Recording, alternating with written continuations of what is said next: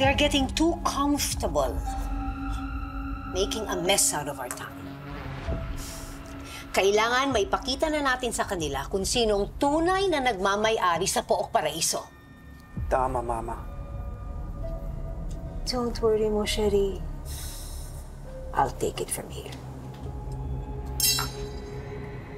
Kailangang maging ganap ang paghahari ng mga Kastilyo sa Pook Paraiso. At kailangang maging ganap ang paghihiganti ko kay Totoy Bato.